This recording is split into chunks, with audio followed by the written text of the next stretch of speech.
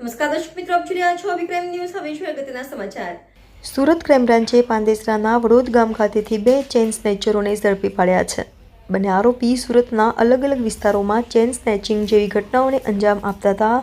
પોલીસે આરોપીઓ પાસેથી 12 સોનાની ચેઇન, 3 બાઇક સહિત કુલ રૂપિયા 12,85,210નો મુદ્દામાલ જપ્ત કર્યો છે.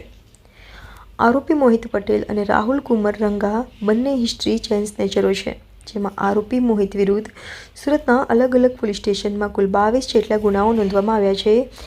આરોપીઓ વહેલી સવારે કાં તો રાતે પોતાની ઓળખ ન થાય તે રીતે ચેઇન સ્નેચિંગ જેવી ઘટનાઓને અંજામ આપતા હતા.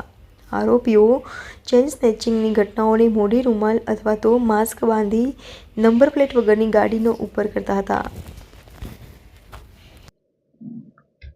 સુરત ક્રાઇમ બ્રાન્ચ દ્વારા આજે પાંડેસરા વિસ્તારના મૂનલાઇટ એરિયા પાસેથી વડોદ ગામના રોડ પાસેથી એક ક્રાઇમ બ્રાન્ચના પોલીસ ઇન્સ્પેક્ટર સિસોદિયા અને દેસાણીને એક સ્પેસિફિક ઇન્ફોર્મેશન મળી હતી કે 2 નામ જે નોટોરિયસ ક્રિમિનલ છે, મોહિત પટેલ અને રાહુલ ઉર્ફે રંગા ચંદ્રવંશી, આ બંને ચેઇન સ્નેચિંગના ઘણા બધા ગુનાઓમાં સંડોવાયેલ છે અને આ જગ્યાથી પસાર થયા છે. આ બાતમી આધારે આ બંનેને પકડી લાવવામાં આવ્યા હતા અને પકડી એના બંનેની પૂછપરછ કરતા આ બંને અસંખ્ય ગુનાઓમાં સંડોવાયેલા જણાય.